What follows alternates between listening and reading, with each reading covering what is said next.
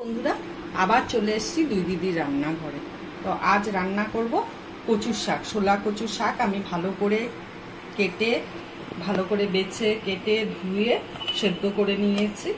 আর ইলিশ মাছের মাথা দিয়ে আমি কচুর শাকটা রান্না করব। তো পাশে থাকুন, দেখতে থাকুন কিভাবে করি। ধরিয়ে দিয়েছি, কড়াই গরম হয়ে গেছে, এখানে সরষের তেলটা দেব।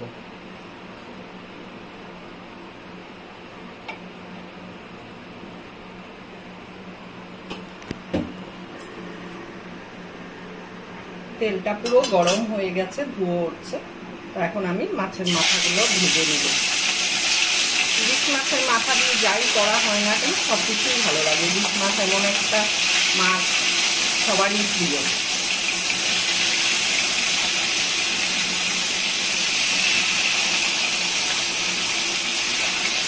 আমাদের তো জায়গা কম, মাছ গোটা মাছ এনে কেটে যে দেখাবো সেটার উপায় নেই।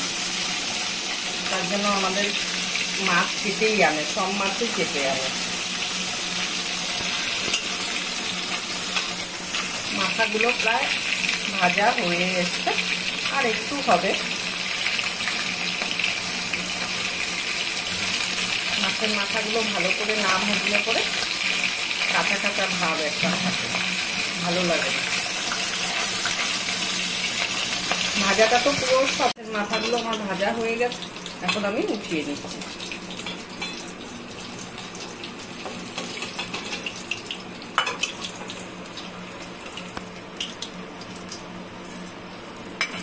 আমি তেলের মধ্যে কালো জিরা ফোড়ন দিচ্ছি, আর 2 টুকরা কাঁচা লঙ্কা ফোড়ন দিচ্ছি।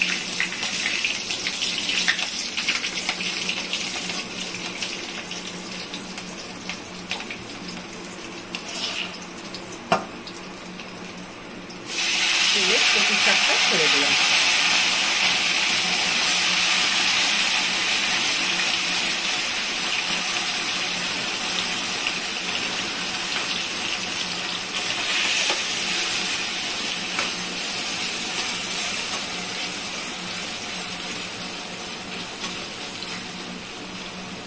এখন একটু মজে যাক, তারপরে নুন হলুদ দিব। কচুর শাক রান্না তেমন একটা ঝামেলা নেই, আর ইলিশ মাছ থাকলে তো একদম নুন মশলাপাতি লাগেই না কিছু। আমার তো মনে হয় লাগে না। আমার মা যেভাবে করতো, পিসিরা যেভাবে করতো, আমি ওইভাবেই করি, কোনো মশলা দিই না। নিরামিষ করলে তাও একটু আদা বাটা দিই।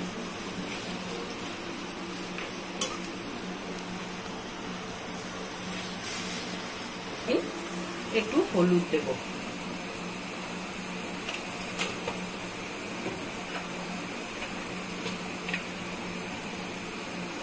আর দেব 1 ছিটা কাশ্মীরি লঙ্কার গুঁড়ো।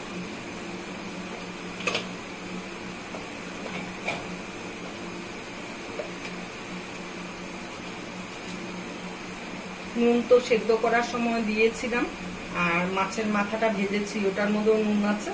তাই বুঝে আপনারা নুনটা, বারবারই বলি আমি, আপনাদের বাড়ির স্বাদ অনুসারেই আপনারা নুন ঝালটা দেবেন। আমি এখন এখানে 1 চামচ দিচ্ছি, আর 1 ছিটা দিচ্ছি।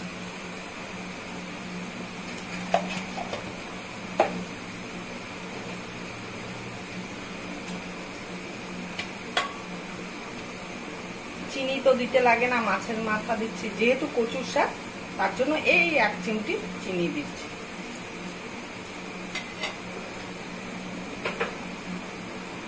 এবার আমি ভালো করে নাড়াচাড়া করে ঢেকে দিব, তাহলে কচুর শাকটা, এমনিতেই কচুর শাক অল্প হয়ে যায়, দেখে মনে হচ্ছিল অনেকটা হবে, কিন্তু এখন মজে গেছে অনেকটা। সিদ্ধ করার পরে মজে যায়, তেলে পড়লে মজে যায়। কচুর শাক অনেক করলে পরে আয় দেয়। আমাদের লোকও নেই, 2-3টা লোক, আমরা খাই শুধু, হয়ে যায় আমাদের একটুতে। দুবেলা তো আর খাই না শাক, একবেলাই খাবো।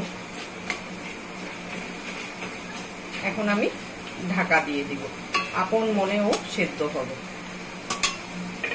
আর জলটাও শুকিয়ে যাবে। গ্যাসটা এই মিডিয়ামের থেকে একটু কম থাকবে। ঢাকনাটা তুললাম।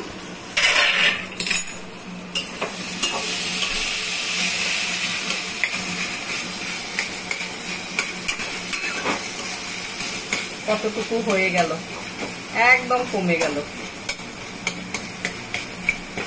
এখন আঁচটা বাড়িয়ে দিব, দিয়ে একটু সময় কষাবো, জলটা আরেকটু টেনে যাবে, তারপরে না নামিয়ে দিব। মাছের মাথা দিয়ে, আমি মাছের মাথাটাকে না ওই একদম গুঁড়ো গুঁড়ো করে দিই না, একটু গোটা গোটা থাকবে, কিন্তু গন্ধটাও ঢুকবে কচুর শাকের মধ্যে, দারুণ লাগে। সবার খাওয়া দাওয়ার অভিরুচি তো একরকম না, সবার রান্নার স্টাইলও একরকম না। তাই বলছি না যে আমি খুব ভালো রান্না করি, একদমই না, চলনসই রান্না করি যাতে খাওয়া যায়। যেটা মা ঠাকুমা পিসিদেরকে দেখে আসছি ওইভাবেই আমি রান্না করি।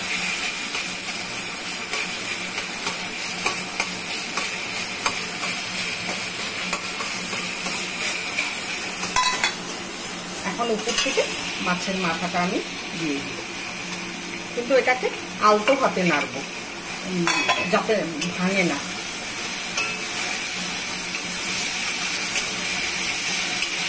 এমনি ইলিশ মাছের কাঁটা বেশি, তার মধ্যে যদি ভেঙে যায়, গুঁড়ো গুঁড়ো হয়ে যায়, তাহলে কাঁটাতে আর মুখে আর ইসে পড়ে না।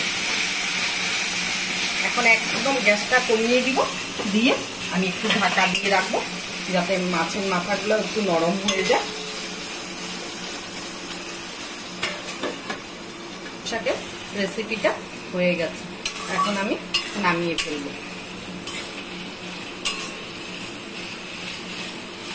দারুণ গন্ধ বেরিয়েছে। ইলিশ মাছটাও খুব ভালো ছিল, যদিও বা মাছ ভালো হলে বলে না রান্নাও ভালো হয়, সেটা পাতলা ঝোলেই করুন আর মশলা দিয়েই করুন।